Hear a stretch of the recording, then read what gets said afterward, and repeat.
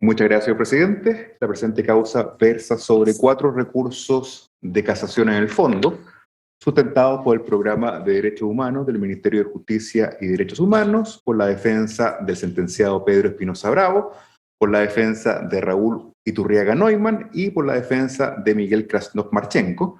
Se recurre en contra de la sentencia de segunda instancia pronunciada por la Corte de Santiago, que acogió los recursos de casación en la forma presentado por la defensa de 3 acusados, invalidando la sentencia pronunciada por el ministro señor Crisóstomo, dictando sentencia de reemplazo que absolvió a diversos encartados de ser autores del delito de secuestro calificado de Rubén David Arroyo Padilla. Esta sentencia de reemplazo condenó únicamente a Pedro Octavio Espinosa Bravo, a Raúl Eduardo Iturriaga Neumann y a Miguel Krasnov-Marchenko, cada uno a la pena de 7 años de presidio mayor en su grado mínimo y accesorias legales como autores del delito de secuestro calificado en perjuicio de Rubén David Arroyo Padilla, perpetrado en Santiago a partir del 25 de noviembre de 1974. El fallo de primera instancia, pronunciado por el ministro señor Crisóstomo, condenó en primer lugar a Pedro Octavio Espinosa Bravo, a Miguel Krasnov-Marchenko y a Raúl Eduardo Iturriaga Neumann, cada uno a la pena de 13 años de presidio mayor en su grado medio y accesorias como autores del delito de secuestro calificado ya referido.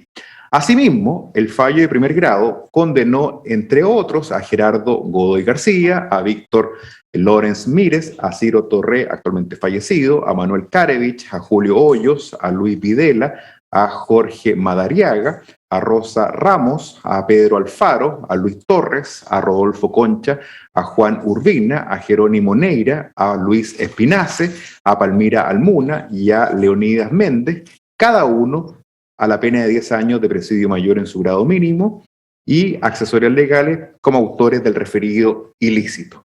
Los hechos asentados por los sentenciadores del fondo son los siguientes: que en horas de la mañana del 25 de noviembre de 1974, en circunstancias que Rubén David Arroyo Padilla, militante del movimiento de izquierda revolucionario MIR, se dirigía a su domicilio, ubicado en calle Santo Domingo, número 3726 de la comuna de Santiago, hacia su lugar de trabajo, ubicado en calle Lira, número 580 en la misma comuna, fue detenido en la vía pública por agentes pertenecientes a la Dirección Nacional de Inteligencia, DINA, quienes lo trasladaron al recinto de detención clandestino denominado Villa Grimaldi, ubicado en Los Arrietas, número 8200 de la comuna de La Reina, que era custodiado por guardias armados y al cual solo tenían acceso los agentes de la DINA. El ofendido, Arroyo Padilla, durante su estadía en el cuartel de Villa Grimaldi, permaneció sin contacto con el exterior, vendado y amarrado, siendo continuamente sometidos a interrogatorios bajo tortura por agentes de la DINA que operaban en dicho cuartel con el propósito de obtener información relativa a integrantes del MIR para proceder a la detención de los miembros de esta organización. Que la última vez que la víctima, Arroyo Padilla, fue visto con vida ocurrió en un día no determinado del mes de diciembre de 1974, sin que hasta la fecha exista antecedentes sobre su paradero. El nombre de Rubén David Arroyo Padilla apareció en un listado de 119 personas publicado en la prensa nacional, luego que figurara en una lista publicada en la revista Lea de Argentina, de fecha 15 de julio de 1975, en la que se daba cuenta que Rubén David Arroyo Padilla había muerto en Argentina junto a otras 59 personas pertenecientes al MIR a causa de rencillas internas suscitadas entre estos miembros. Las publicaciones que dieron por muerto a la víctima Arroyo Padilla tuvieron su origen en maniobras de desinformación efectuadas por agentes de la DINA en el exterior. Los hechos fueron calificados como constitutivos del delito de secuestro calificado, previsto y sancionado en el artículo 141, inciso 3 del Código Penal de la época, en relación con el inciso 1 del mismo artículo, toda vez que la privación de libertad o encierro de la víctima se ha prolongado por más de 90 días y por ende produjo un daño grave en la persona de este que se tradujo finalmente en su desaparición. El razonamiento de la sentencia de reemplazo respecto de la participación de aquellos reos que resultaron absueltos analiza sus funciones estableciendo que no es posible sostener que tuvieran algún grado de control o dirección sobre la mantención o destino de los detenidos en Villa Grimaldi. El primero de los recursos se presenta por el Programa de Derechos Humanos del Ministerio de Justicia y Derechos Humanos. Se funda este recurso de casación sustancial en las causales contenidas en el artículo 546, numerales primero y séptimo del Código de Procedimiento Penal. Respecto del primer hierro denunciado, refiere que la Dirección de Inteligencia Nacional, como un aparato organizado de poder, existía un control de quienes la dirigían sobre las voluntades de quienes la integraban, en virtud de las estructuras organizadas de poder existentes, y los subordinados adscribían voluntariamente al plan criminal desarrollado por la referida estructura. Los sujetos que formaban parte de este aparato organizado de poder son todos responsables de las acciones antijurídicas que éste desarrolla, aunque algunos, según su intervención funcional a la realización del hecho y en consideración a las hipótesis normativas de autoría y participación previstas en la ley, serán autores, cómplices o encubridores.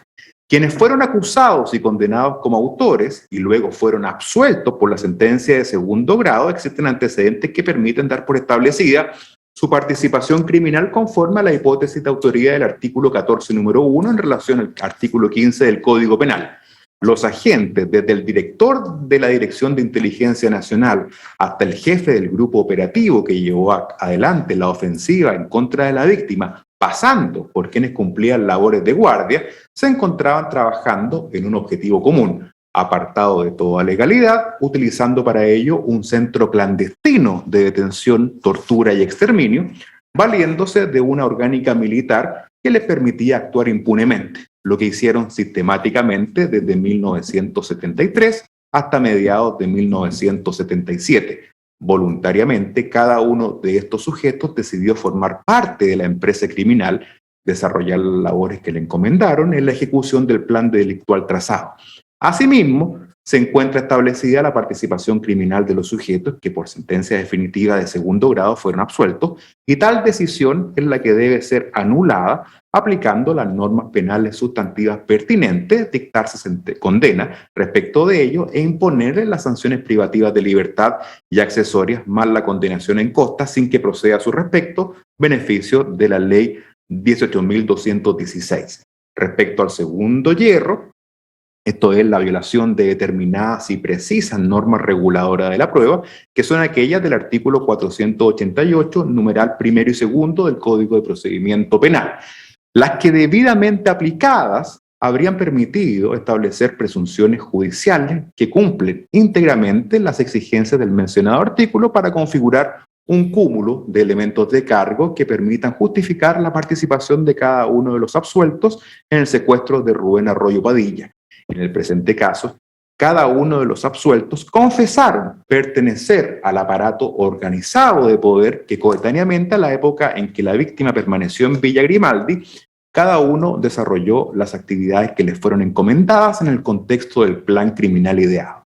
Ocurre también que todos desconocen haber tenido contacto o haber realizado alguna actividad en perjuicio de la víctima. Incluso refieren desconocer su identidad. En este caso, esas confesiones judiciales o calificadas son válidas y debieron ser ponderadas para constituir plena prueba de la participación o presunción judicial, unidas a otras presunciones contenidas en el proceso y que cumple cabalmente las exigencias del artículo 488.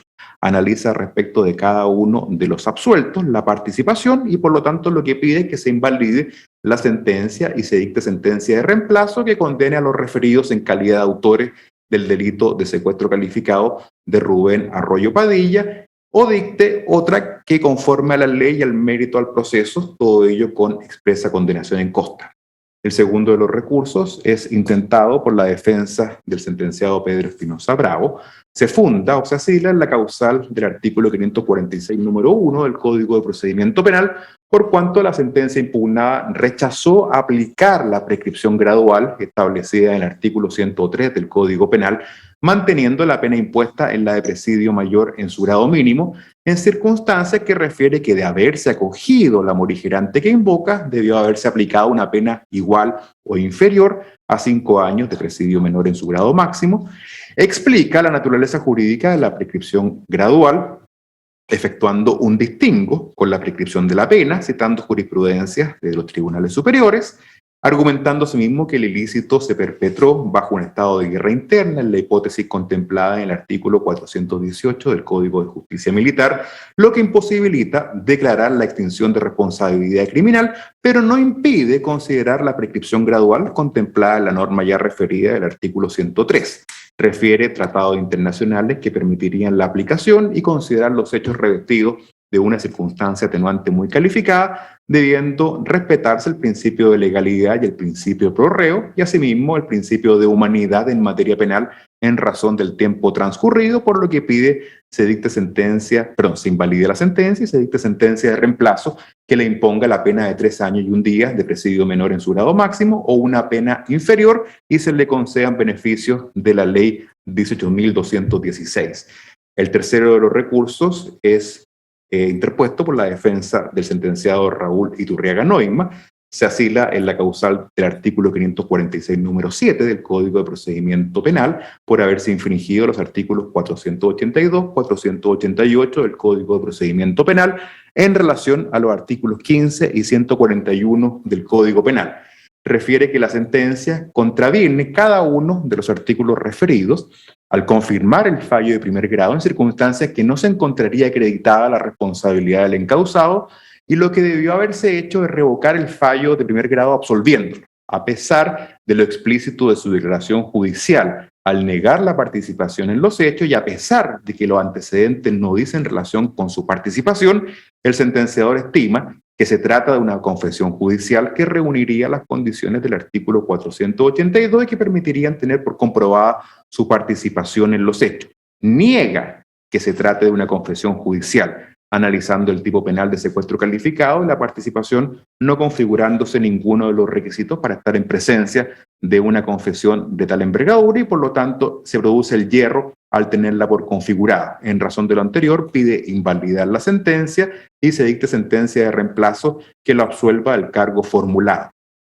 El último de los recursos lo interpone la defensa de Miguel Krasnov-Marchenko, se funda en la causal del artículo 546, número 1 del Código de Procedimiento Penal, denunciando como normas infringidas, en primer lugar, el artículo 214, inciso segundo del Código de Justicia Militar. Dicha norma regula uno de los efectos de la obediencia jerárquica y coloca precisamente en el caso que un subalterno cometa un delito en cumplimiento de una orden que es relativa al servicio, ni que este subalterno o inferior la haya representado y luego el superior insistido. Respecto de esta orden, dado que ella debe tender notoriamente a la perpetración de un delito, es evidente que nunca será una orden relativa al servicio, siendo un error sostener que en todos los casos del artículo 214 del Código de Justicia Militar, la orden de base relativa al servicio. Agrega que a la luz de lo dispuesto en el artículo 421 del Código de Justicia Militar, en cuanto allí se relaciona acto de servicio con todo lo que se refiere a la función que a cada militar le corresponde por el hecho de pertenecer a una institución, se llega a la conclusión en cuanto a que la orden tiende notoriamente a la perpetración de un delito. En ningún caso esto puede estimarse de la función militar y por ende no es una orden del servicio, concluyendo que el artículo 214, inciso segundo del Código de Justicia Militar no establece como requisito o condición que la orden sea relativa al servicio.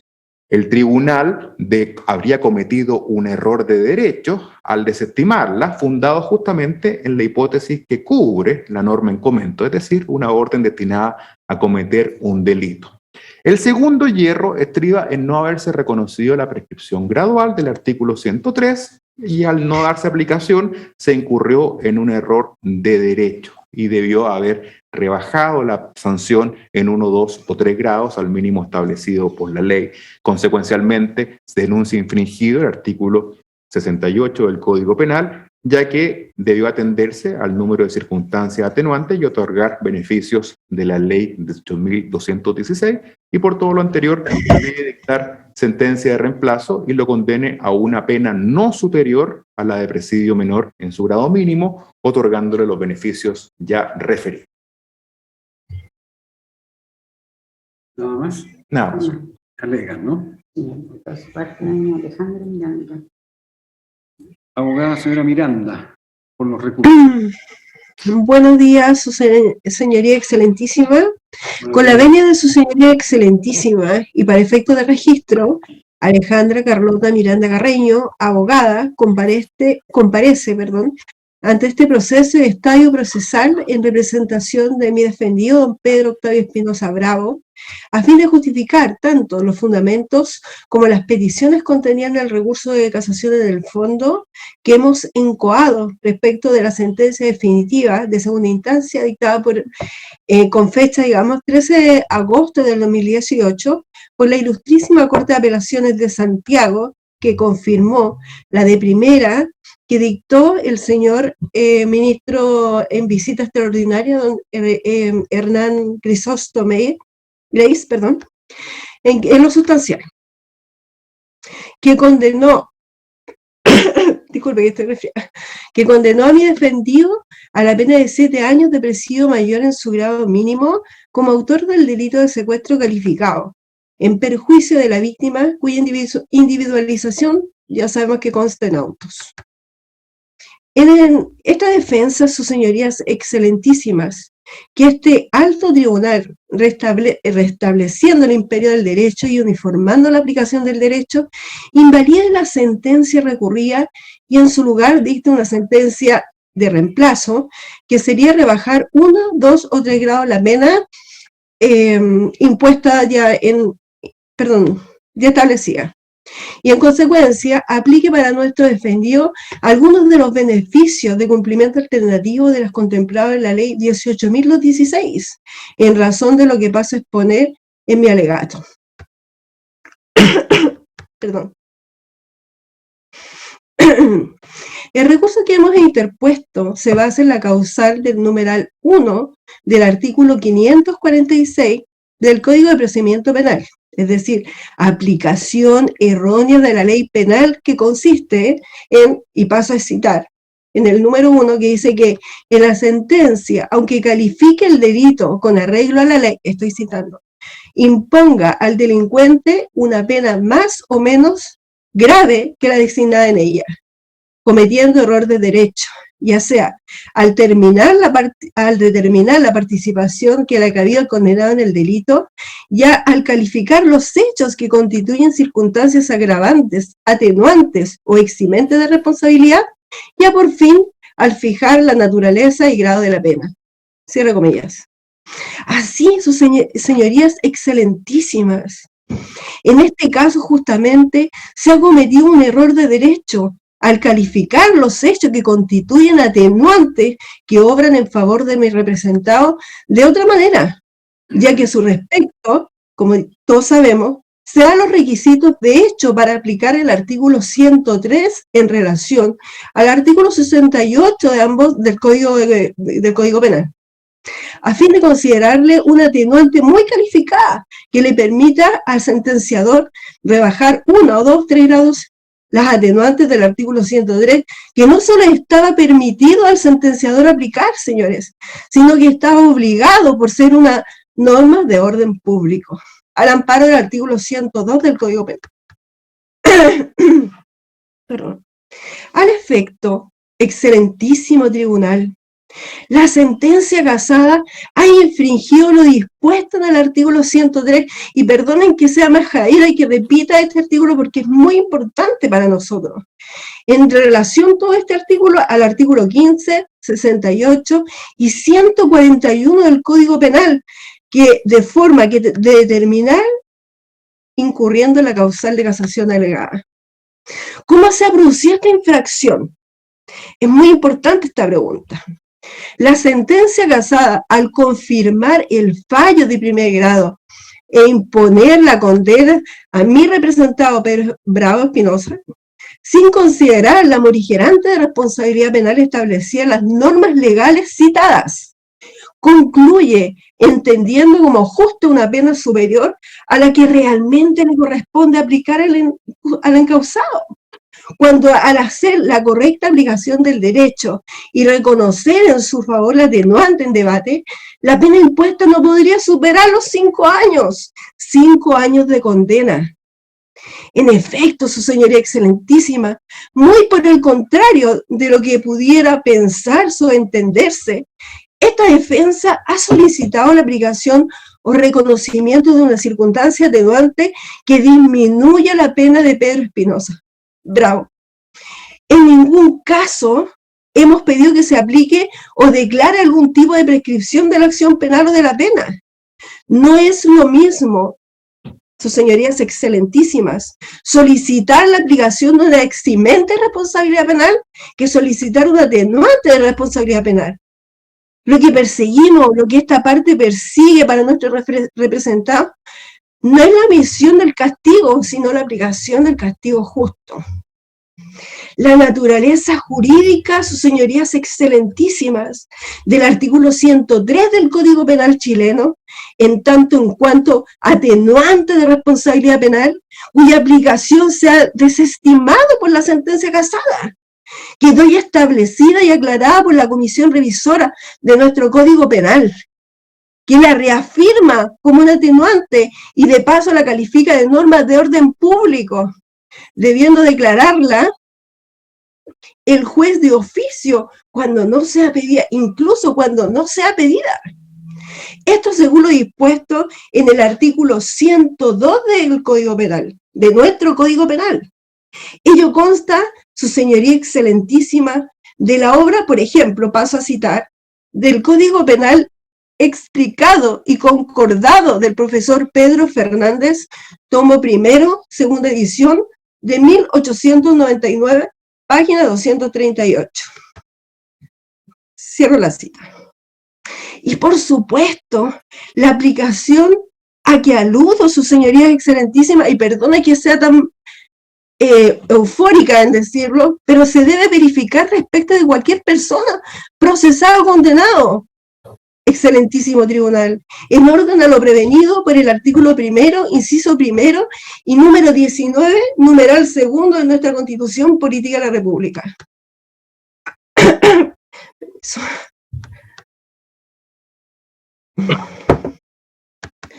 Que según lo ya expuesto, su señoría excelentísima, y atendida a la calidad de atenuante muy calificada, reitero, muy calificada, que nuestro legislador racional otorga a lo que ya alegamos en favor de don Pedro Espinosa Bravo, y obligaba al sentenciador a rebajar la pena a lo menos en un tramo, desde el mínimo de los señalados en el artículo 141 del Código Penal, debiendo reducirse la pena corporal a la que, por justicia, presidio menor en su grado máximo.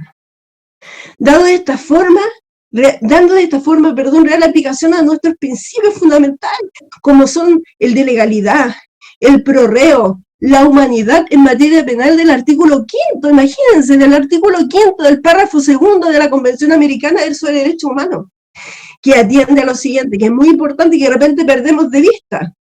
Los derechos humanos son de todos, para todos, y no solo para algunos. Eso es importante. Por último, su señoría excelentísima, hago presente que la petición de esta defensa no constituye una novedad. No constituye una novedad, ni menos aún una pretensión utópica de interpretación del derecho penal en favor de mi representado. Hago presente que este mismo tribunal, esta misma Corte Suprema, la Corte de nosotros, de los abogados, donde tenemos que hacer justicia, citó solo como de ejemplo, desconsiderando el 9º, el 10º, el 11º, con el ROI de ingreso Corte 1117 del 2015. Textualmente pongo la sustancia, porque estoy un poco disfórica, pero... 9º. Paso a citar que en lo que concierne a la alegación por errónea aplicación del artículo 103 del Código Penal, cualquiera que haya sido los fundamentos para desestimar en el proceso caso la concurrencia de la prescripción de la acción penal como causal de extinción de la responsabilidad criminal, Es lo cierto que la prescripción gradual constituye una minorante calificada de responsabilidad criminal, cuyo efecto incide en la determinación del quantum de la sanción corporal, independiente de la prescripción, con fundamentos y consecuencias diferentes. Así aquella descansa en el supuesto olvido del delito, en razones procesales y en la necesidad derivada del paso del tiempo, de no reprimir la conducta, la que conduce a dejar sin castigo el hecho criminoso. En cambio, la morigerante, que también se explica gracias a la normativa humanitaria, halla su razón de ser en el insensato que resulta una pena de tan alto hecho ocurrido por largo tiempo, que no por ello debe dejar de ser irremediablemente sancionado, resultando de su reconocimiento una pena menor. De este modo, en caso como el presente, aunque el transcurso del tiempo desde la comisión del ilícito se haya prolongado en exceso, no provoca la desaparición por completo de la necesidad de castigo. Y nada parece oponerse a que los tribunales recurran a esta atenuación de la sanción, pues el lapso transcurrido debe atemperar la severidad de la represión. El considerando décimo, más cortito, dice que, en definitiva, la prescripción... Abogado, no necesita leernos el considerando, y esa doctrina la conocemos, puede usted hacer una síntesis, pero no nos vale la sentencia entera. No, señora, ya, bueno, el considerando el considerando décimo, que en definitiva la prescripción gradual conforme a una mitigante muy calificada, cuyo efecto incide solo en el rigor del castigo. Ya. ¿Ya?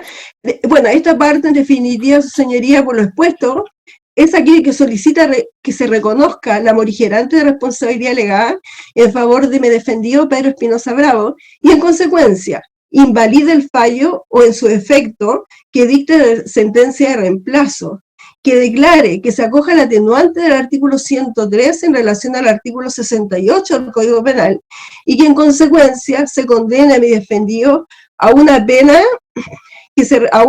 digamos, menor que la establecida en la sentencia casada, pudiendo ser la pena de 3 años y 1 día de presidio menor en su grado máximo o en una pena menor para que conjuntamente se aplique el beneficio de la libertad vigilada u otra medida de cumplimiento alternativo de las consideradas en la ley 18.216. Ese ha sido mi legato. Muchas gracias. Muy bien. ¿Quién más? Viviana San Martín. La abogada señora San Martín, entonces. Muy buenos días, su excelentísima señoría, esta excelentísima corte y a mis colegas. Viviana San Martín Hernández, en representación del señor Raúl Iturriaga Noima, solicitando desde ya que se invalide la sentencia que se casa en esta ocasión y que se dicte un nuevo fallo en el que se absuelva a mi representado, puesto que se han pasado a transgredir normas en reguladoras de la prueba, como paso a señalar y exponer a continuación. En primer lugar, con todo debo señalar que dentro de los elementos de convicción... ¿Cuál es su causal, abogada? En primer lugar, la causal. El 546, número 7, perdón. Gracias. Muchas gracias. Muy amable, disculpen. Debo decir que dentro de los elementos de convicción con los que tuvo la sentencia para declarar como autor de delito de secuestro calificado de don Rubén Arroyo a mi representado, está la confesión judicial supuestamente hecha por mi representado y algunas declaraciones. Con todo debo decir que mi representado a la época de los hechos no funcionaba físicamente en la Brigada Purel en Villa Grimaldi, sino que estaba en Belgrado número 11, como se señala en el caso de Auto, cuya única función de esta brigada era la producción de inteligencia, de realizar inteligencia en el área económica y social, según consta también en los documentos oficiales en la hoja de vida de mi representado, y que no fueron tomados en consideración en esta causa. Al respecto de esta confesión judicial, debo decir que también se ha transgredido el artículo número 8 de la Convención Americana de Derechos Humanos respecto de las garantías judiciales, en la que se señala que toda persona tiene derecho a presumirse inocente bajo las siguientes normas de igualdad. Y específicamente en su letra G señala que tiene el derecho a no declararse culpable ni declarar contra sí mismo. Y en aspectos muy, muy generales debo decir que este artículo comprende el derecho al debido proceso, el cual en un principio, según es que toda persona tiene derecho a ciertas garantías mínimas, ¿verdad?, dentro de las más importantes, en este precepto tendientes a asegurar un resultado justo y equitativo dentro de un juicio. Ahora bien, toda persona tiene derecho a ser oída públicamente y en condiciones de igualdad y de justicia, sin que se incurran en infracciones de los principios trascendentales del derecho penal, como son el non bis in idem, legalidad y retroactividad y favorecibilidad de la presunción de inocencia, adecuada a esta defensa conforme a los recursos procesales y otras sentencias. Respecto de esta situación, como dije anteriormente, se ha transgredido el derecho a no declarar contra sí mismo ni a declararse culpable. Esto atendido a que la confesión judicial que ha hecho mi representado es solamente una declaración en la cual declaró y señaló obviamente pertenecer a la DINA, específicamente a la Brigada Purén, mas no confesó el delito por el que se le condena, pero se ha usado esta declaración como autoincriminación, como se logró evidenciar en las sentencias que se recurren. Esta declaración, si bien es conteste con una serie de elementos del expediente por los que sus aportaciones están lejos, muy lejos de ser una autoincriminación, pues como se ha ratificado tanto en este proceso como en otros procesos, en diferentes declaraciones que paso a citar, la declaración de la señora María Uribe González a fojas 1137 en la causa Rol 207-2009, sustanciada por la ministra en visita extraordinaria Mariela Cifuentes, que indica que en Purén las labores eran diferentes, se investigaba a los gremios, a los partidos de centro y de derecha, era de mucho análisis de información, con más trabajo, con informantes, en particular varios militantes demócratas cristianos. En esta época dejé de realizar labores operativas. Ese era justo el objetivo, para desligarme de las investigaciones involucradas al MIR. También, su señoría excelentísima, está la declaración de don José Mario Fritz Esparza a foja 1247 en la causa Rol 207-2009 Abogada, sustanciada. señora abogada, Dígame. se está excediendo de su propio recurso. Los límites fundamentales son sus alegaciones. Y mientras cada vez que se salga de lo que usted ya nos ha planteado por escrito, excede los márgenes lícitos aceptados para su alegación oral. Está bien, su señoría excelentísima. Voy a volver entonces. Solo quería dar esos antecedentes para conformar que las declaraciones que ha hecho mi representado son totalmente verídicas y concordantes con otras que se han hecho otras personas en otros procesos. Bueno, siguiendo con este asunto, también debo indicar que se le ha condenado a mi representado por delitos de lesa humanidad. El señor Raúl Iturriaga actualmente tiene 83 años de edad. Sin embargo, estamos actualmente frente a un Estado de Derecho. Se ha seguido procesando a mi representado y a los que siguen quedando vivos, sin que existan reales presunciones fundadas y menos las pruebas que se ha expresado. La pregunta es entonces, ¿cuál es el medio de prueba que tiene el sentenciador para procesarlo en este caso? Ninguno, pues las presunciones deben reunir los artículos del artículo, perdón, los requisitos del artículo 488 del Código de Procedimiento Penal, deducirse a lo menos con una presunción real y verídica, múltiples y graves, entre otras. Pero claramente lo que aquí sí se puede acreditar es que hubo secuestro, y eso está acreditado por otros medios de prueba legal. Y ese secuestro fue, pero por personas indeterminadas. ¿Cuál es la presunción de la prueba de participación de mi representado? Solo que él era jefe de la Brigada Purén. Pero ¿quién acredita que la Brigada Purén haya sido una brigada operativa, como se ha acreditado en diversos procesos la Brigada Caupolicán? O que él haya sido quien realizó los secuestros. Porque si él era jefe de la Brigada Purén, sería autor mediato, si él ordenó la detención y secuestro de don Rubén Arroyo, buscó los medios para encubrir el secuestro. Eso no está acreditado en ninguna parte del proceso, su señoría. Ahora, si nos asentamos en el supuesto de que fuese coautor, ¿sería coautor de qué? Si la hipótesis se da cuando existen varios autores en un hecho punible, más no existe una figura de coautor en nuestro Código Penal, solo figuras de autores. Y si así fuera, se estaría mirando como un autor mediato. ¿Por qué?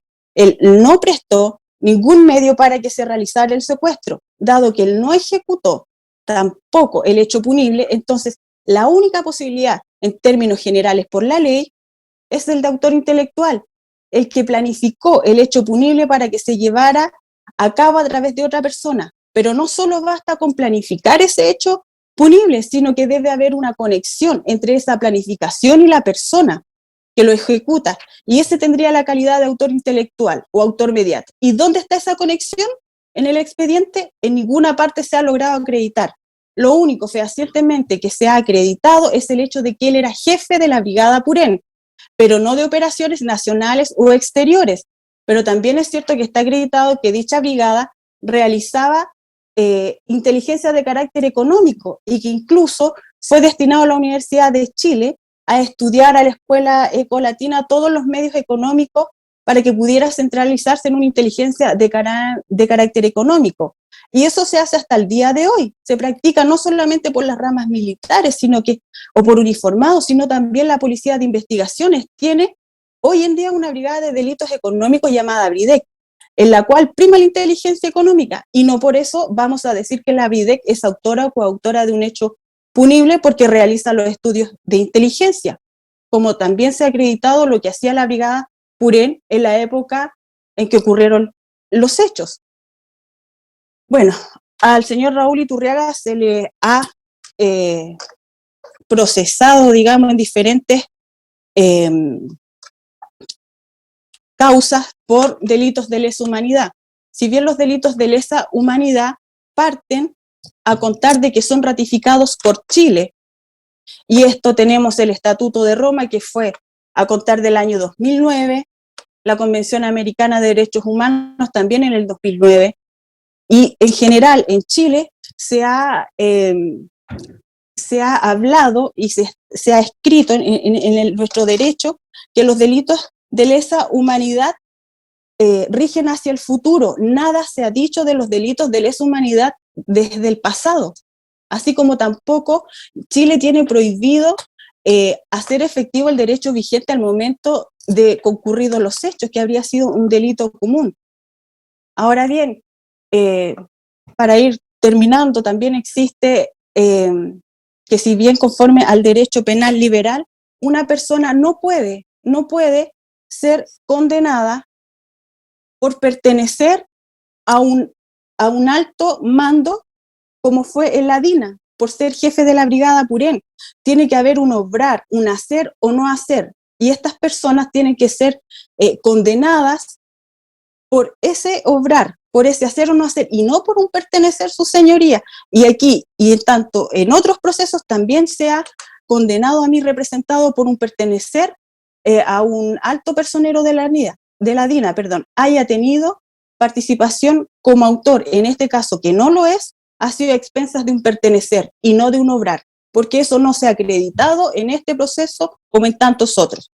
Y en definitiva, su señoría, podemos afirmar que no existen los elementos fácticos del tipo penal o no se encuentran acreditada la responsabilidad de mi defendido. No fue acreditada por los medios de pruebas incorporados en este proceso.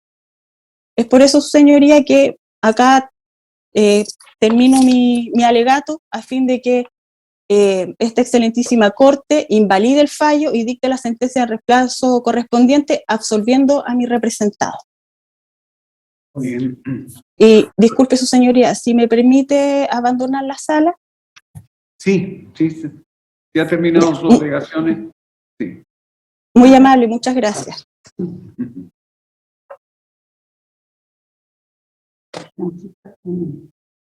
Sí, gracias.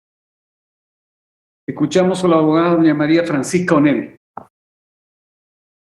Muchas gracias, señor presidente. Con la venia de esta excelentísima Corte, Francisca Onel, abogada por el programa de Derechos Humanos,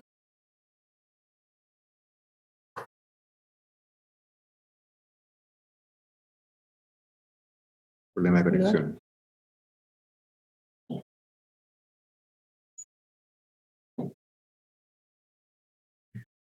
La correspondiente sentencia de reemplazo, esto por los argumentos que en lo sucesivo su señoría pasó a exponer. Primero, existe concordancia entre la sentencia de primer grado y la de segundo grado en cuanto a los hechos fijados. Ambas sentencias reconocen también que el delito de secuestro calificado de don Rubén Arroyo Padilla es un delito de carácter permanente, imprescriptible, perpetrado por agentes del Estado en un contexto de graves violaciones masivas y sistemáticas a los derechos humanos, siendo la víctima un instrumento dentro de esta política a escala general.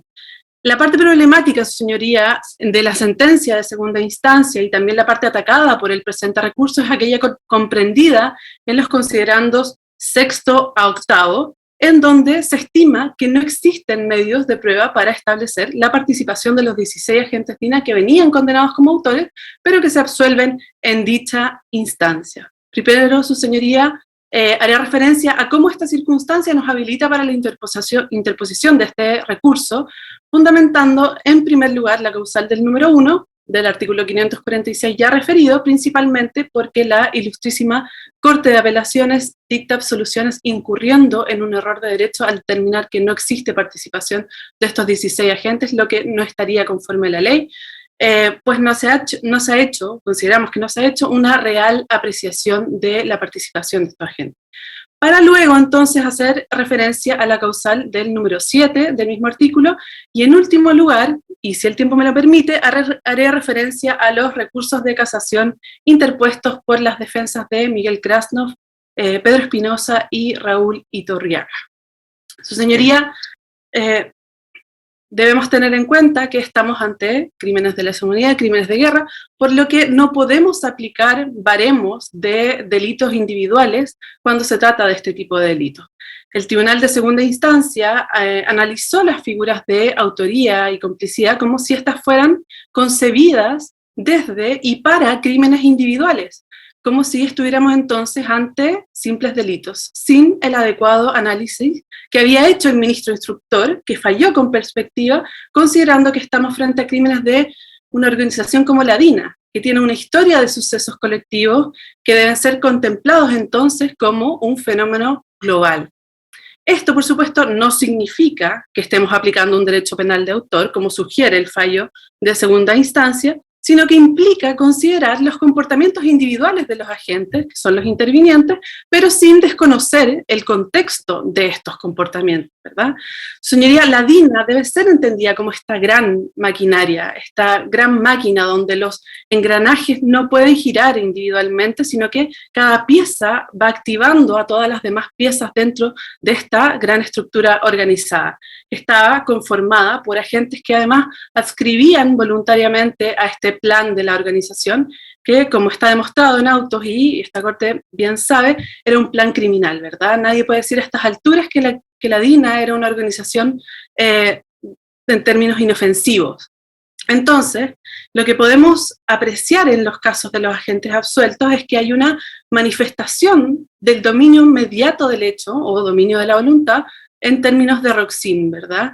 En virtud de esta estructura organizada de poder. Hablamos de sujetos que tienen a su disposición una maquinaria con cuya ayuda pueden cometer estos crímenes que hoy nos convocan.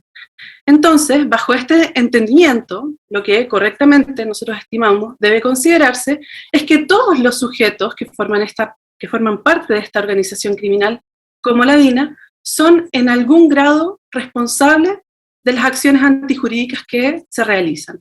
Esto, por supuesto, sin perjuicio de la participación que finalmente se asigne, ¿verdad?, según la intervención funcional de cada uno de ellos.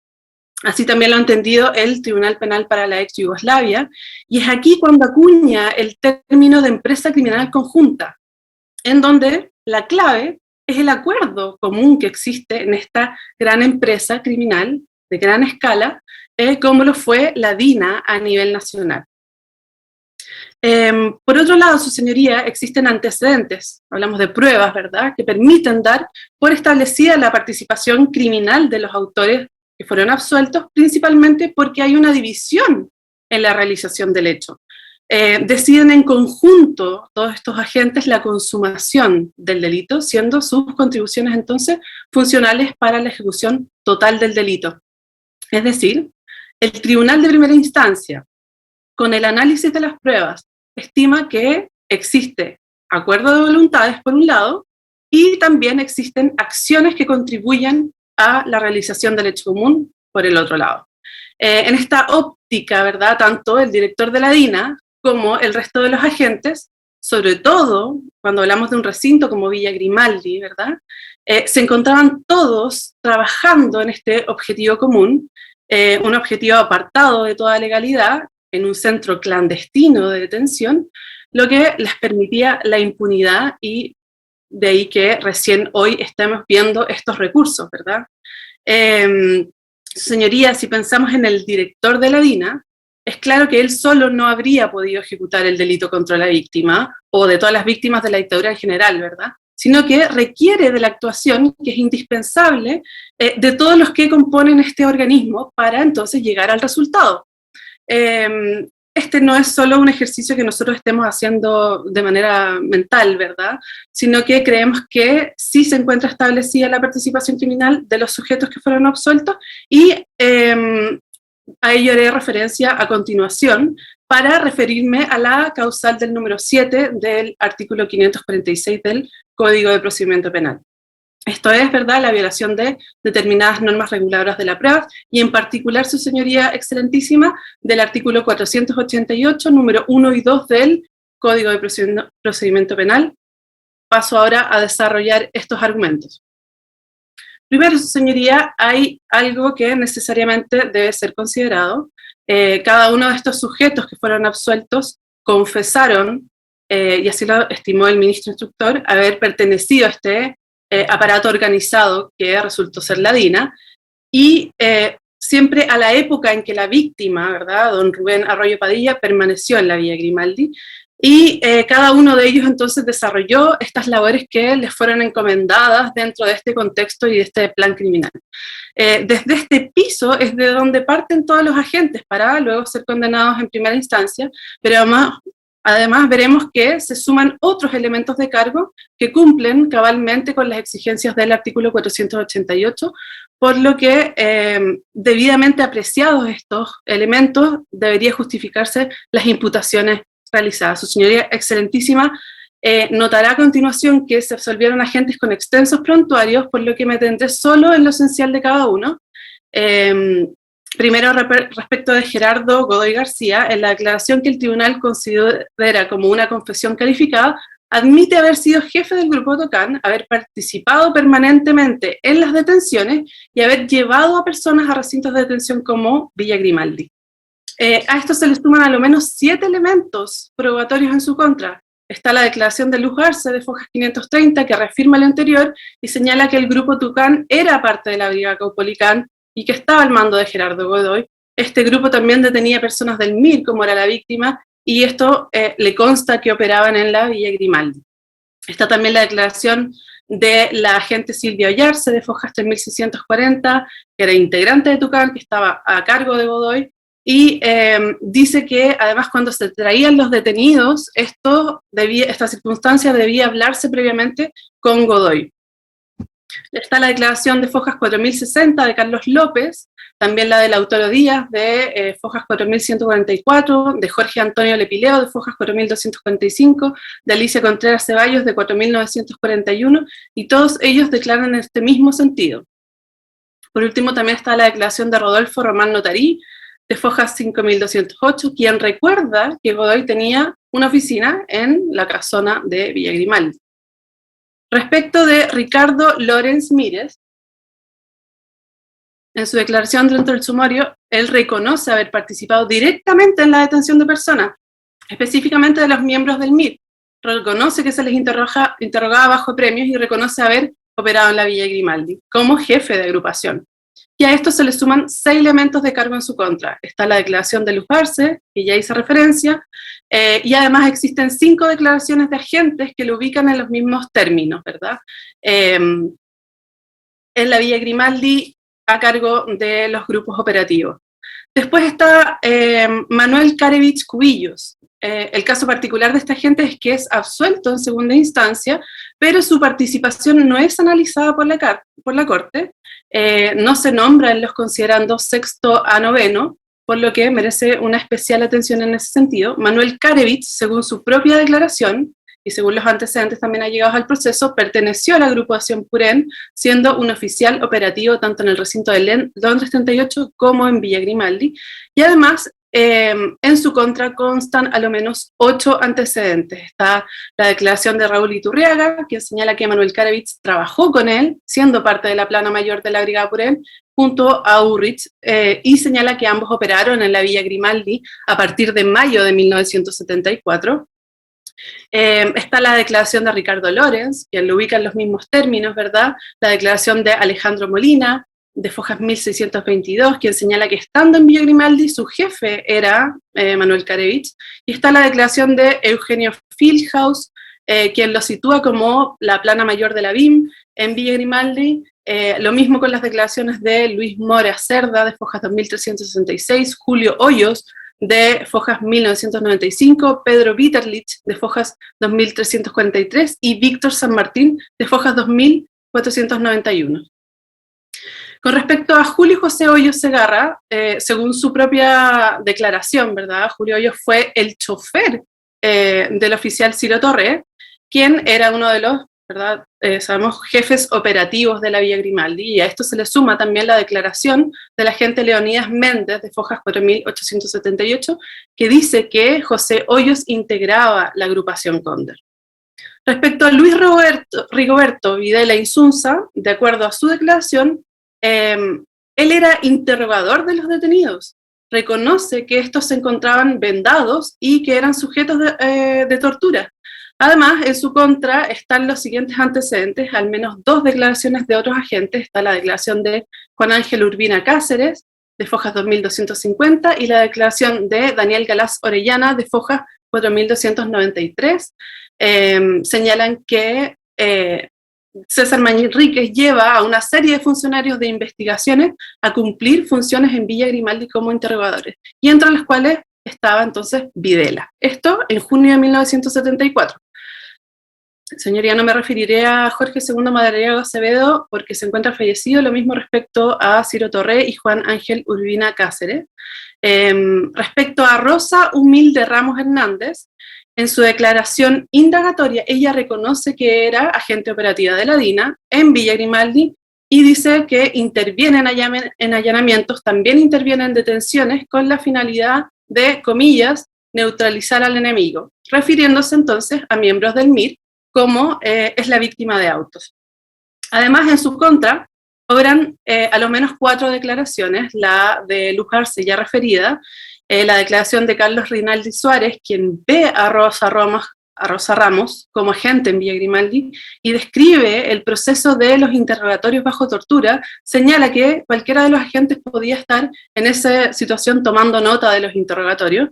Está la declaración de Lautaro Díaz, y que señala a Ramos como una de las pocas mujeres, ¿verdad?, que estaban en Villa Grimaldi, y la declaración de Nelson Paz Bustamante, a Fojas 4025, que ubica a Ramos como compañera suya de labores en el Grupo Halcón, a cargo de Krasnov, donde sus funciones era, comillas, ubicar a personas. Respecto a Pedro René Alfaro Fernández, él señala que era agente operativo de la DINA en Villa Grimaldi, que participaba de allanamientos, participaba de detenciones usando puntos de contacto o ratoneras para detener a varios integrantes del MIR. Además de su declaración, en donde está reconociendo lo anterior, constan los siguientes antecedentes. 3 declaraciones, entre ellas de Luz Arce, de María Frisa Esparza y de Leonidas Méndez, donde ubican a Pedro Alfaro como agente operativo de la Villa Grimaldi, de las agrupaciones que ahí operaban. Respecto de Luis René Torres Méndez, en su declaración señala que en Villa Grimaldi pasó a ser un agente operativo, reconoce que participaba en la detención de personas, donde el objeto era saber de las actividades contrarias al régimen, y la misión era llegar al mando del MIR, donde militaba la víctima de autos. Además, en su contra, obran a lo menos 5 declaraciones de agentes, entre ellos Vasclay Zapatas, que lo ubica como el Negro Mario, y dice que participaba del grupo Halcón a cargo de Krasnov. En el mismo sentido, la declaración de Teresa Osorio, quien es cónyuge de Valladares Zapata, y de Samuel Fuenzalida Devia, Juan Escobar Valenzuela y Juan Suárez Delgado. Respecto a Rodolfo Valentino Concha Rodríguez, él reconoce que en la época en que fue detenida la víctima ejecutaba labores de chofer de Miguel Krasnov en Villa Grimaldi, perteneciendo por lo tanto a la agrupación Halcón y participando de operativos, e incluso dice haber participado en enfrentamientos. Hay al menos 4 declaraciones de agente que lo ubican como parte de la agrupación Halcón, como agente operativo, y además está la declaración de Samuel Fuenzalida Devia de Fujas 1063, donde dice que Krasnov también salía en operativos a detener gente y que tenía un grupo selecto con el que siempre trabajaba, dice. Trabajaba directamente con este grupo selecto. Este estaba compuesto por Vázquez Zapata y un agente de apellido Concha, haciendo referencia a Rodolfo Concha Rodríguez. Respecto a Jerónimo del Carmen Neira Méndez, en su declaración indagatoria reconoce que tenía custodia directa de algunos de los detenidos en Villa Grimaldi y que además intervenía directamente en los interrogatorios que eran realizados bajo tortura, encargándose de desamarrar a los detenidos del catre donde recibían la corriente de las torturas. Y además dice que a veces se encargaba de hacer aseo de los fluidos en esa pieza de interrogatorio. Además obran en su contra los siguientes antecedentes: la declaración de Leonidas Méndez Morero, Fojas 4878, quien detalla que realizó el curso de inteligencias en Rocas de Santo Domingo junto a Neira, y desde ahí pasan entonces a formar parte de la agrupación Cóndor. Respecto de Luis Fernando Espinace Contreras, en su declaración indagatoria reconoce haber estado en Villa Grimaldi a la época de la detención de Arroyo Padilla, constándole que los detenidos eran interrogados bajo apremio. Dice que realizaba la guardia nocturna en la torre y que ahí es donde eran detenidos o mantenidos detenidos las personas más conflictivas, comillas, ¿verdad? Y los más, entre comillas, duros. Reconoce que desde la torre eran sacados estos detenidos en la noche y que no eran vueltos a ver en el cuartel. Además, obran en su contra al menos 5 declaraciones en el mismo sentido, señoría.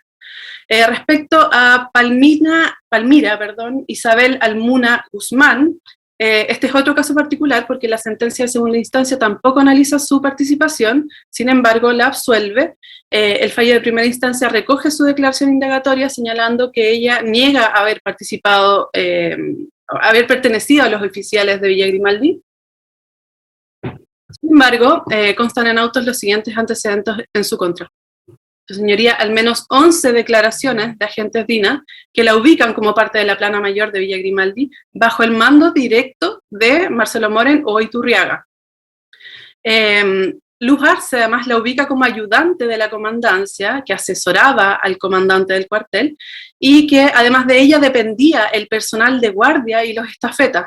Señala que Almuna y Lauriani colaboraban en el grupo de Ciro Torre, que es Cóndor. Además está el parte policial de Fujas 300, donde se ubica a Almuna como parte de la plana mayor de la Villa Grimaldi. Respecto a Leonidas Emiliano Méndez Morena, según su indagatoria, reconoce haber participado en la custodia de los detenidos como guardia directo en Villa Grimaldi, incluso haciendo de suboficial de guardia, preocupándose de que los detenidos estuvieran amarrados y que no se pudieran escapar. Su señoría excelentísima, analizada entonces la participación criminal de estos agentes, podemos comprobar que existen suficientes elementos indicados para cada uno de los autores absueltos que permiten invocar la existencia de presunciones que cumplen cabalmente lo exigido por el artículo 488 del Código Procedimiento Penal. En especial sus numerales 1 y 2, y así entonces es posible afirmar que existen medios de prueba que permiten justificar la participación de estas personas en calidad de autores conforme a lo dispuesto en el artículo 15 del Código Penal, en el delito de secuestro calificado perpetrado en la persona de la víctima, por lo que debieron ser condenadas y sancionadas conforme a derecho. Por tanto, solicito a esta excelentísima Corte acoja el presente recurso de casación, declarando la nulidad de la sentencia atacada y dictando una nueva sentencia en que se condene a los agentes absueltos en segunda instancia. Por último, su señoría excelentísima, me gustaría hacerme cargo muy brevemente de los recursos de las defensas de Miguel Krasnov, Raúl Iturriaga y Pedro Espinosa, y de las leyes que ellos consideran infringidas en sus recursos de casación. Primero, sobre la aplicación del artículo 214 del Código de Justicia Militar, que alega la defensa de Miguel Krasnov. No es posible, ¿verdad?, considerar que los condenados actuaron en acto de servicio, porque no está dentro de las funciones de los militares detener ilegalmente y secuestrar personas, de manera que no puede considerarse esto un acto de servicio. Por lo demás, no se ha acreditado en autos que Krasnov haya representado de alguna forma las órdenes antijurídicas a un superior jerárquico. Esto debe probarse. Por lo tanto, no se cumple con lo requerido por el artículo 355 del Código de Justicia Militar, tampoco con los requisitos del artículo 214. En este sentido, tampoco es que pudiera haber representado órdenes si Krasnov era jefe de agrupación, por lo tanto, era él el que impartía finalmente las órdenes. Sobre el artículo 103 del Código Penal, señalado en los recursos de casación de Miguel Krasnov y de Pedro Espinosa, debo señalar que no puede prescindirse a estas alturas de la normativa del derecho internacional de los derechos humanos ratificada por el Estado de Chile, que excluye la aplicación, ¿verdad?, de la prescripción tratándose de delitos de lesa humanidad como es el de la especie. Chile forma parte del sistema universal y del sistema interamericano de derechos humanos, por lo que debe respetar estas normas internacionales comunes a ambos sistemas sobre la imprescriptibilidad de este tipo de delitos. Entonces, el carácter de imprescriptibles de los delitos de lesa humanidad debe ser común a la prescripción total y a la gradual, porque ambas prescripciones, sabemos, comparten la misma naturaleza jurídica, y de esta manera no resulta lógico ni racional que lo que es aplicable a la prescripción general no lo sea para la media prescripción, en circunstancias que el fundamento que tienen ambos es el mismo. Por otro lado, la estimación de la prescripción gradual respecto de los responsables de la comisión de delitos de lesa humanidad afecta el principio de proporcionalidad de la pena, porque la gravedad de los hechos perpetrados con la intervención de agentes del Estado determina que la respuesta al autor de esta transgresión debe ser entonces coherente con la afectación de los bienes jurídicos que se ven afectados y proporcionales también a la culpabilidad con la que se actuó. Por su lado, la defensa de Raúl Iturriaga señala violadas las normas del artículo 488, considerando que no existen antecedentes suficientes para establecer su participación en este ilícito, y la verdad es que, su señoría, a estas alturas resulta bastante inconducente sostener que estos altos mandos de la DINA no supieron, o no vieron, o no estuvieron, o no tuvieron el control. Referirme al sinnúmero de antecedentes que obran en contra de esta persona, una persona con el prontuario de Raúl Iturriaga, y que esta Corte bien conoce, no resultaría eficiente. Solo diré que la sentencia de segundo grado enumera al menos 6 elementos de cargo en su contra, todos ellos concordantes entre sí, para establecer que a Iturriaga sí le cupo participación como jefe de la Brigada Purén en Villa Grimaldi, teniendo participación en la comisión de los delitos a la fecha en que la víctima estuvo en Villa Grimaldi. Por lo tanto, en virtud del tiempo que me queda, me limitaré entonces a solicitar que no se acojan dichos recursos. Es cuanto puedo alegar, su señoría excelentísima. Muy bien. Señor Hunda. Abogado señor Hunda.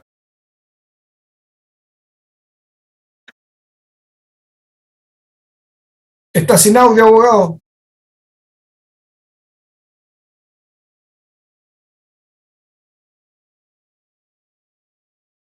Le mandé una solicitud para que activara el audio. El mismo es un señor Hunda.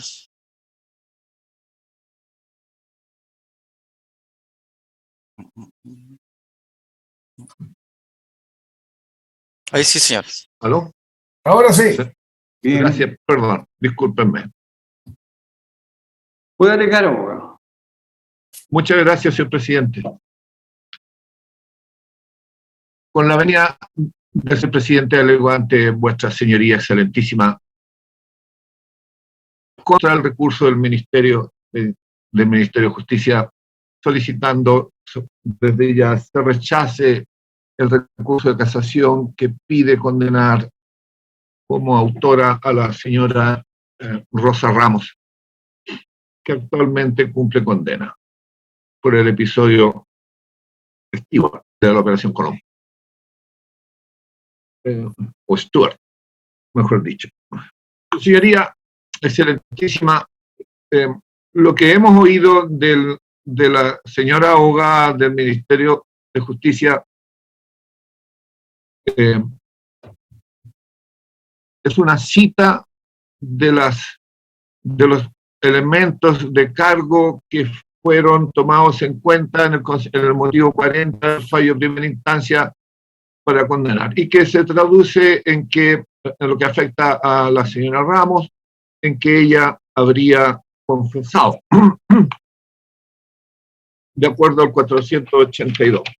Pero lo que no podemos leer en el fallo, ni tampoco podemos oír en la insistencia de la abogada de citar los elementos de cargo de ese considerando 40, es nada relacionado con una confesión.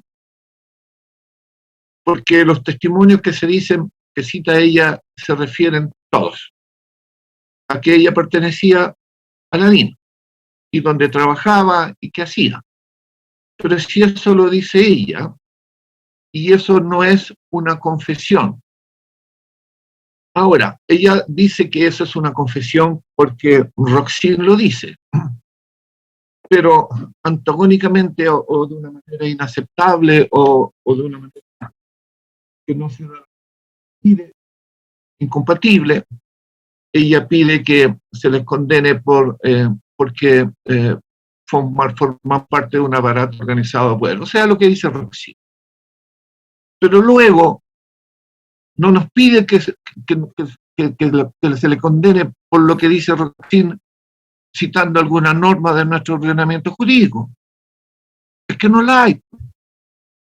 Pero sí cita algo incompatible con su argumento. Dice que se les condene por el artículo 15, número 1 del Código Penal, por nuestro ordenamiento jurídico. Y nuestro ordenamiento jurídico no condena por pertenecer. Nuestro ordenamiento jurídico condena por hacer o por omitir. Entonces, esto es incompatible. Esta es una razón suficiente para rechazar. Pero quisiera, no obstante, que creo que eso es suficientemente claro. Es más, creo que eso sería bastante y dar por término a mi alegato. Pero, ¿qué es lo que hace la sentencia de primera instancia? La sentencia de primera instancia tiene un hierro mayúsculo. Es que condena por confesión del 482, pero para poder aplicar el código, el artículo 482, la confesión del artículo 482, es preciso que estemos también en presencia de la confesión del artículo 481. Esa es la confesión. Y los testimonios que cita la abogada, rectifico, los testimonios que se incluyen en el fallo, ninguno dice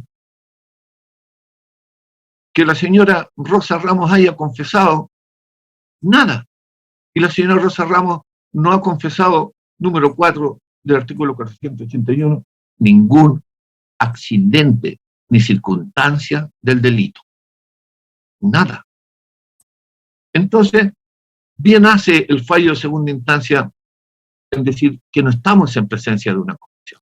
Y es por eso que debió absolverla, si no tenía ninguna otra alternativa. Porque nuevamente el fallo de primera instancia lo que pretendió, era que se les condenara por pertenecer a este aparato organizado de poder. Pero condena por el Código Penal. Si eso no es posible, si el Código Penal es muy claro, define la coautoría en el 15 número 1 de una manera nítida, pero Roxy no habla de una manera nítida. Pero mire, su señoría es excelentísima. El fallo de casación de la Corte de Apelaciones acoge el recurso de casación interpuesto por esta defensa respecto de 3 personas. Yo estoy alegando solo por la señora Ramos. Dice que de esas declaraciones en el considerando cuarto, número segundo, de esas declaraciones de la señora Ramos, no se advierte cómo la acusada tomó parte en la detención ilegal del señor Arroyo y su posterior conducción a Villa Grimaldi. Toda vez que, aun cuando reconoce que esa era su labor, se trata de una declaración genérica, imprecisa en cuanto a quiénes fueron las víctimas de sus ataques, lo que no importa a confección respecto del señor Arroyo. Pero por supuesto que es así, porque de lo contrario, debería estar condenada más de 3.000 personas, que era la votación de la DINA, pues señoría, es excelentísima.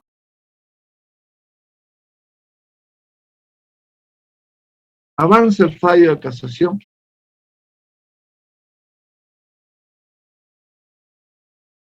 Le consideran los sextos. Y esto es importante. Dice que las infracciones, se refiere a que de la manera sustancial en que influyeron las infracciones del fallo de primera instancia. Los condenados citados en el motivo quinto a modo ejemplar, nos dice, no poseen efectivamente tal carácter de autores, los que de este modo han resultado condenados penalmente en calidad de autores sin la debida acreditación de la participación que la ley procesal penal exige, y sin las más elementales directrices que la garantía del debido proceso exige. Ese era el fallo de primera instancia. Eso es lo que dice el fallo de casación. ¿Por qué eso era el fallo de primera instancia? Sin ningún fundamento. Era tan evidente que no hay confesión.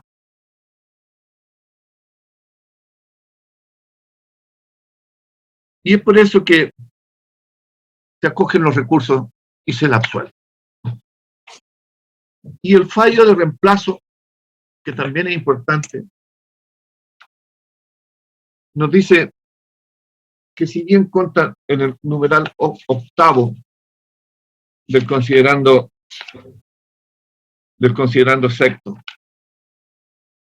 que si, respecto de raza humilde, que si bien consta en el proceso antecedentes que permiten afirmar que era agente operativa, que era encargada de realizar detenciones ilegales de opositores al régimen, dice que no existe material probatorio que la relacione directamente con el secuestro del señor Arroyo, toda vez que no es posible sostener que tuviera algún grado de control o dirección sobre la mantención o destino de los detenidos en Villa Grimaldi. No olvidemos de que ya esta excelentísima Corte nos ha dicho que la responsabilidad penal es personal, nunca individual, nunca general, ni menos universal. Episodio de la Operación Colombia, Washington City. Entonces, culmina el fallo de reemplazo en su considerando séptimo,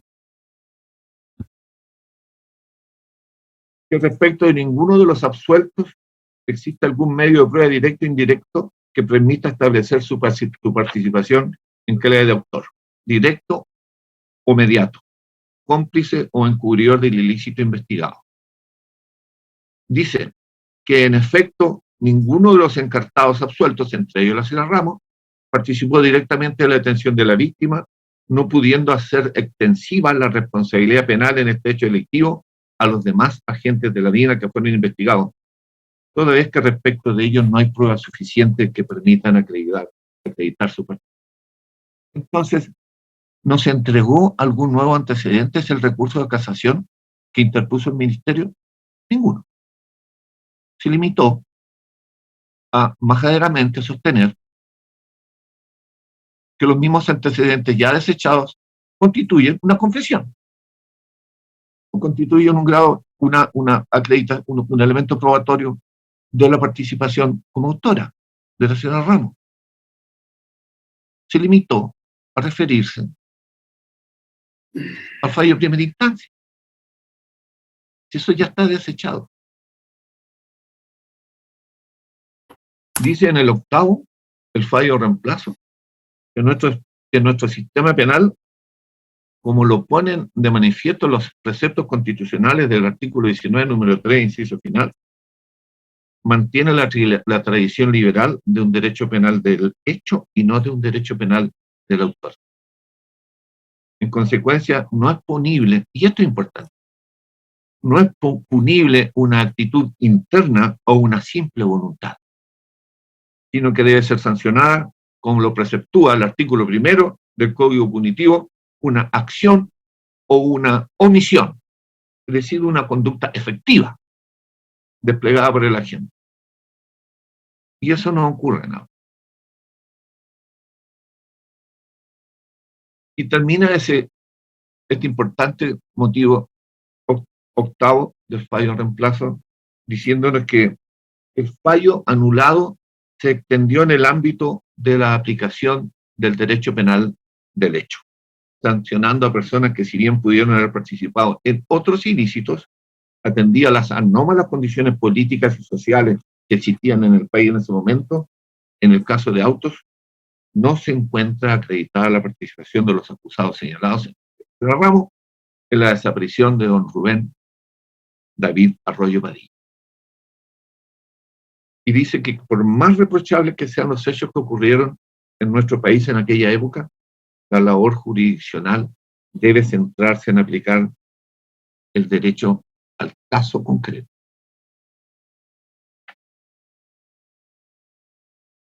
Así, yo creo que se debe rechazar, pido que se rechace el recurso de casación interpuesto por el Ministerio, porque no nos aporta nada nuevo, nada que ya no haya sido tomado en cuenta y analizado exhaustivamente por el fallo de casación y el fallo de reemplazo del sistema de Corte.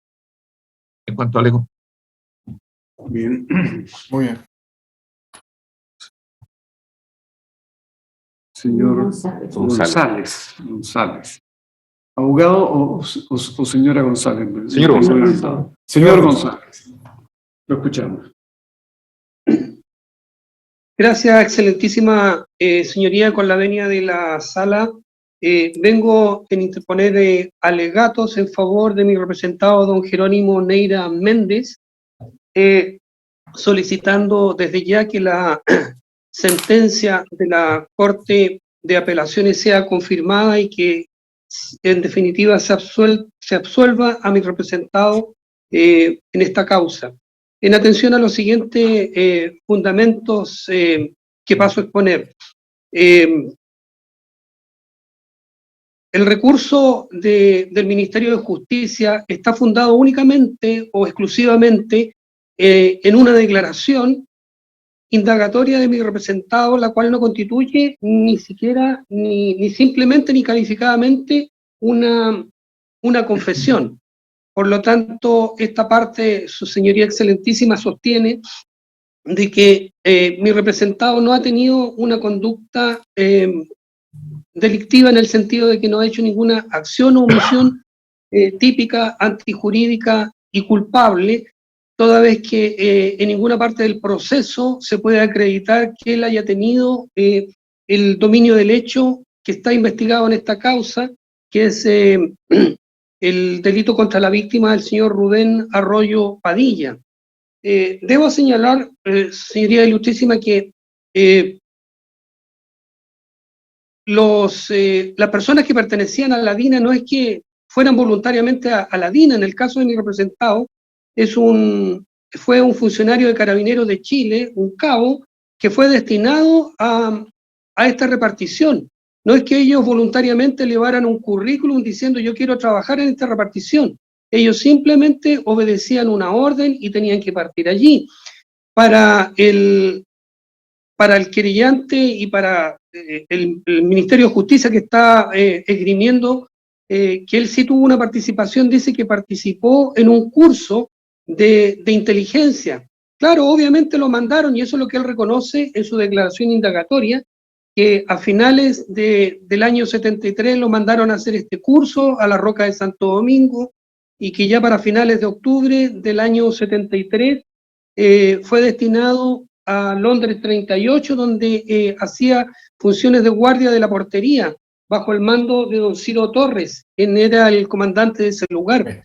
Luego, a los pocos meses, en marzo del año 74, es destinado al cuartel de José Domingo Cañas, donde también ejercía las mismas funciones de portería.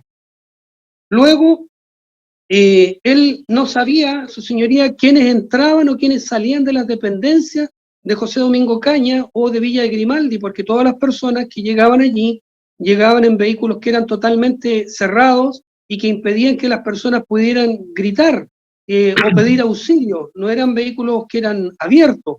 Por lo tanto, él desconocía las identidades de las personas que llegaban. Él estuvo en el cuartel de José Domingo Cañas y fue asignado a ser el chofer de un inspector de apellido Urbina, y todos los días tenía que llevarlo en una citroneta que, según su declaración indagatoria, había sido requisada y se la habían pasado a él. Él pasaba a dejar al señor Urbina en su domicilio y luego él se iba a su casa. Y en Villa Grimaldi también hacía exactamente las mismas funciones que le habían encomendado los otros lugares, ser un guardia de puerta, o un guardia interno, o un guardia externo, o ayudar a las personas que estaban en su catre a mantenerlos esposados, digamos, en el lugar donde ellos pernoctaban o dormían. Él señala en su declaración indagatoria que un día domingo ayudó a un detenido de apellido Fuente y le soltó una mano y se puso a jugar a la rayuela con él.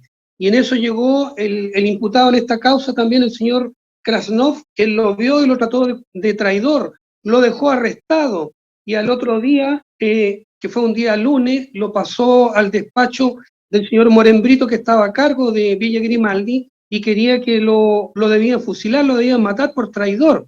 Sin embargo, el señor Morembrito dijo que él no tenía nada que ver, que lo había soltado por iluso, por pájaro, como decimos corrientemente en un lenguaje corriente.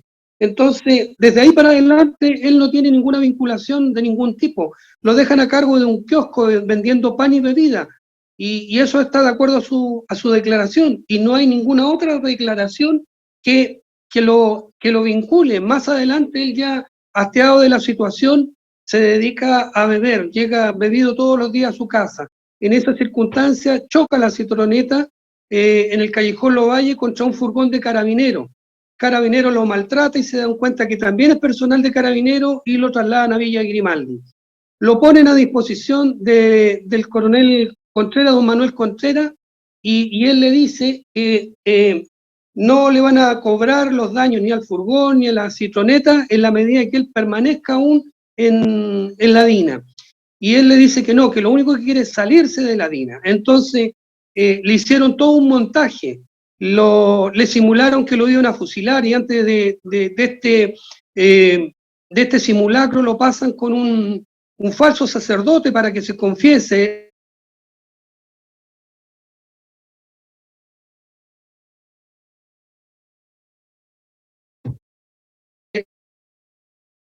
Él inmediatamente se da cuenta que él sabe, van a sufrir todas las consecuencias del caso.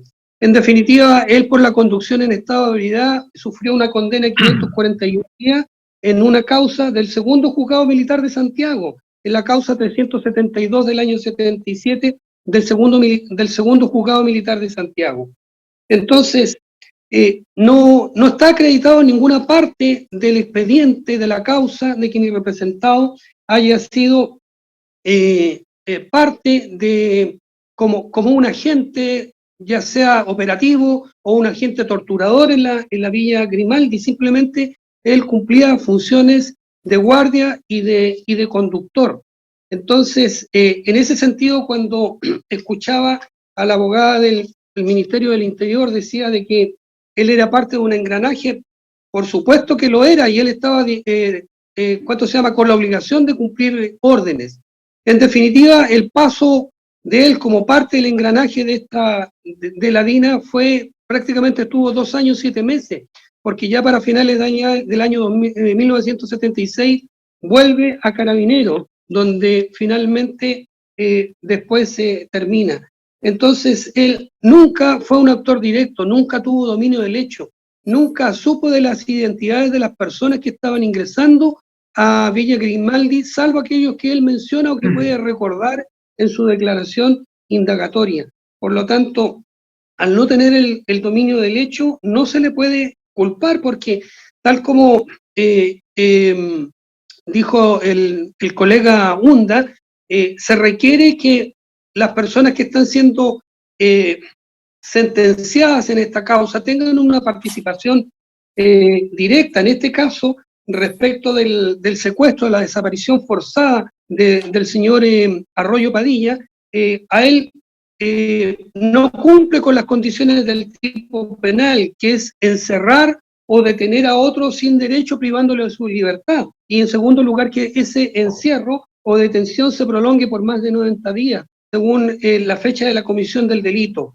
Y en este sentido quiero recalcar, excelentísima señoría, que la acusación del delito está por haberse provocado este secuestro en un día indeterminado de diciembre, del mes de diciembre del año 74.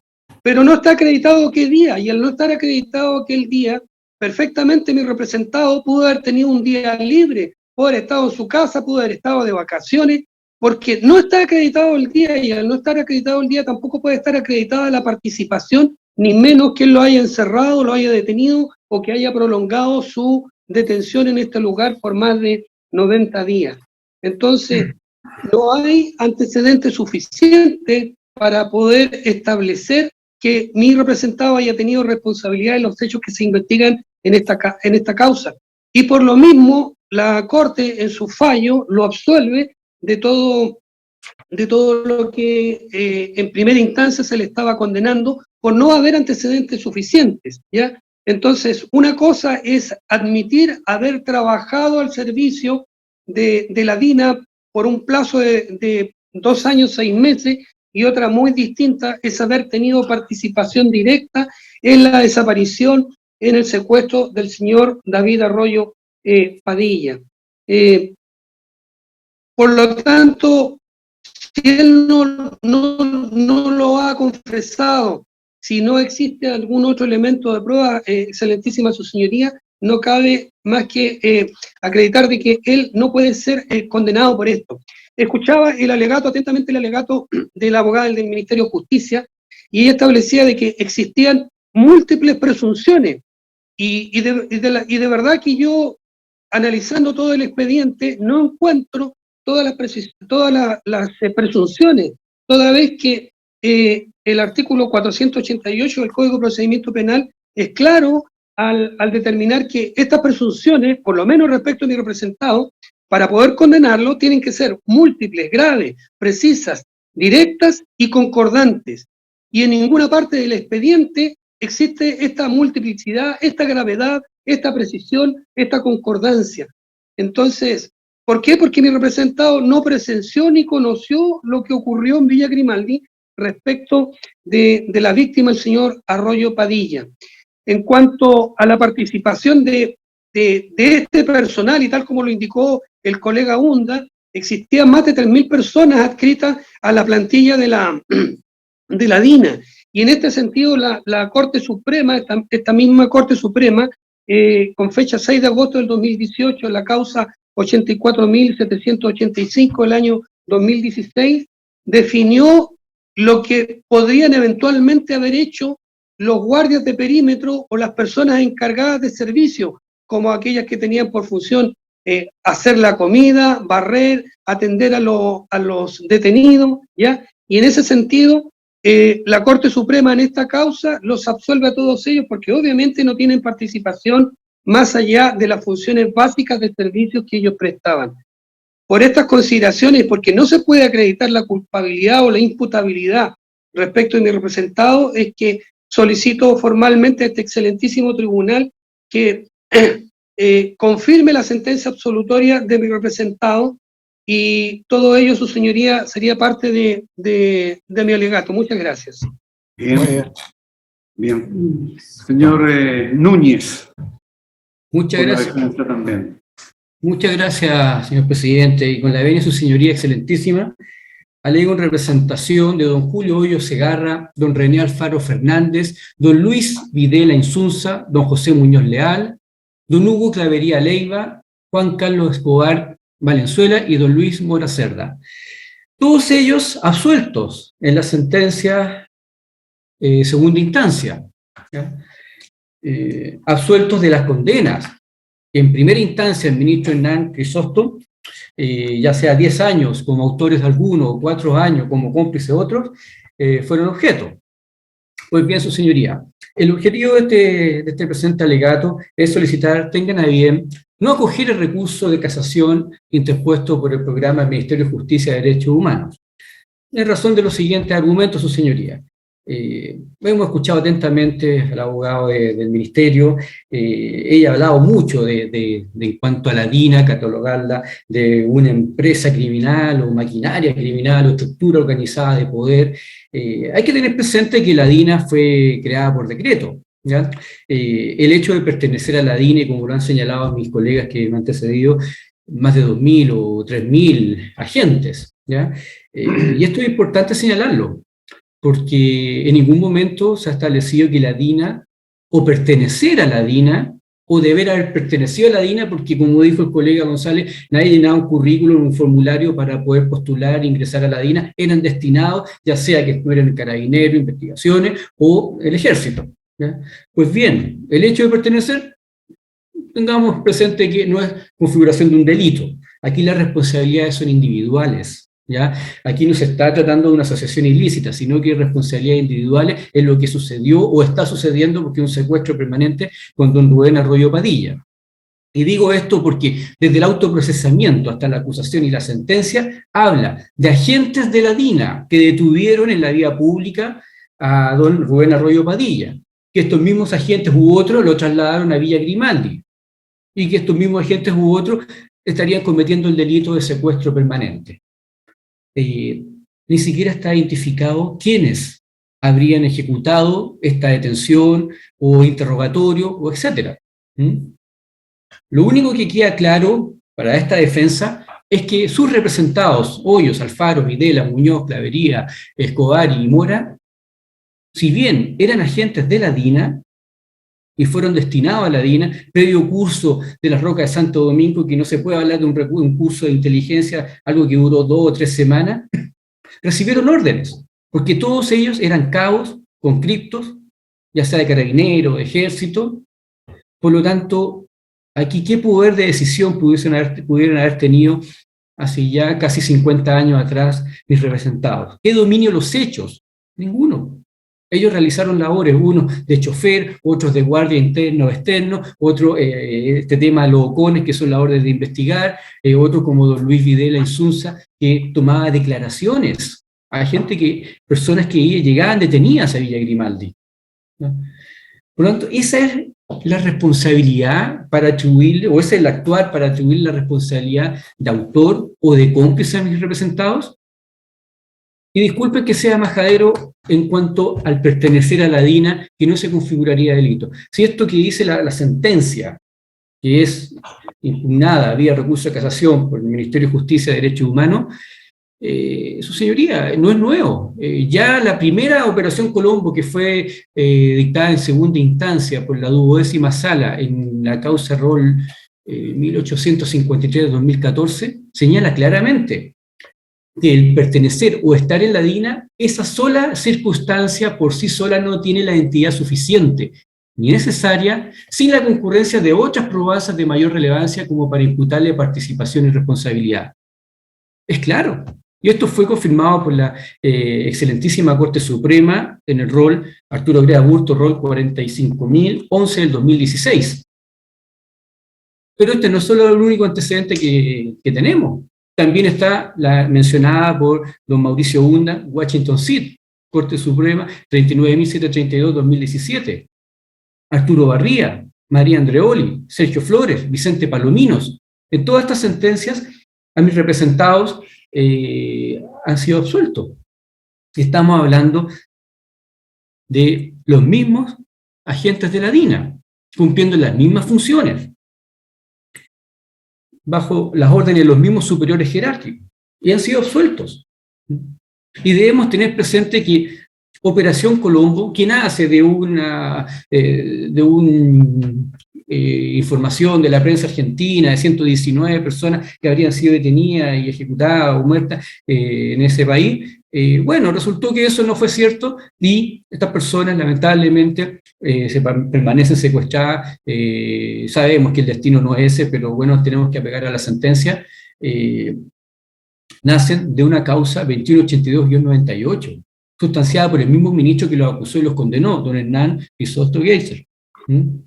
Por lo tanto, esto de dividir la tramitación fue básicamente lo que se nos dijo que era precisamente para la tramitación de estas causas, dividirla en episodios de acuerdo al nombre y apellido de las víctimas, ¿ya? Pero lo que no se entiende bien, su señoría excelentísima, es que en algunas, Colombo, a mis representados los absuelven, en otras los condenan como cómplice y en otras los condenan como autor. Y vuelvo a decir, son las mismas personas. Aquí, su señoría, se habla también, o se habló también, de que sería un delito de lesa humanidad. Nadie podría en Chile desconocer que existe la ley que regula la lesa humanidad, pero a partir del 18 de julio del 2009, o sea, 35 años después de ocurrido estos hechos. Y por más que leamos la ley 20.357, que define lo que es la lesa humanidad en Chile, pero el artículo 44 nos señala claramente cuando entra en vigencia. No dice que sea con efecto retroactivo, y tampoco tiene normas transitorias. Por lo tanto, a juicio de esta defensa, no debería considerarse la ley de lesa humanidad. Señoría, también se habló de que mis representados, y en general este recurso de casación impugna lo resuelto por el Tribunal de Segunda Instancia, habrían pruebas, como por ejemplo la prueba confesional. La prueba confesional se basa básicamente en que yo declaro sobre hechos que me puedan perjudicar, y mis representados lo único que han declarado es que, nuevamente digo, pertenecieron a la DINA, y estaban en Villa Grimaldi, cumpliendo las funciones que se han hecho referencia y que están en el proceso. No han confesado ni siquiera haber conocido y recordar a Rubén Arroyo Padilla. Mal podría establecerse, imputársele, de que ellos participaron en su detención, en su traslado a Villa Grimaldi, en su interrogatorio y su destino. Nuevamente, recuerdo que ni el autoprocesamiento, ni la acusación, ni la sentencia especifican ni determinan quiénes participaron fehacientemente en esto, y nuevamente hago alusión a los 2.000 o 3.000 agentes de la DINA. ¿Cualquiera pudo haber sido? Sí, cualquiera. Si lo único que podemos establecer la cara visible es don Manuel Contreras Sepúlveda, coronel en entonces, o el mayor Marcelo Moren Brito. Pero bueno, ellos ya no están en este mundo, no son sujetos de condena, etcétera, pero quedan mis defendidos, que nuevamente digo, permanentemente están siendo objeto de estas condenas o permanentemente están siendo nombrados por esta defensa ante su señoría excelentísima. Su señoría, para terminar, solamente reiterar lo que dije al inicio, en orden a que tengan a bien no acoger este recurso de casación en el fondo. Yo entiendo la necesidad del Ministerio de Justicia y Derechos Humanos de condenar y seguir condenando, y ojalá condenar a personas o exuniformados que no han sido objeto de proceso y seguir adelante. A mi oficina permanentemente llegan autos de procesamiento, todavía llegan autos de procesamiento, entonces esto no tiene para cuándo parar, pero creo que la justicia no se basa en una aspiración de un organismo como el Ministerio de Justicia, respetuosamente le digo, ya esto ya parece persecución más que buscar justicia. Pues bien, solicito que aquí, nuevamente, y con esto termino, tengan a bien no acoger este recurso de casación en el fondo y confirmar lo resuelto por la Corte de Apelaciones en cuanto a las absoluciones a mi defendido. Muchas gracias, señoría. Bien. Bien. Bien. No quedan más alegatos. No quedan más alegatos. No hay más alegatos. No. Con eso terminamos, sí. Bien, terminadas las vistas. Eso. Hasta luego. Hasta luego. Hasta luego. Hasta luego, muchas gracias. Hasta luego, gracias. Saludos.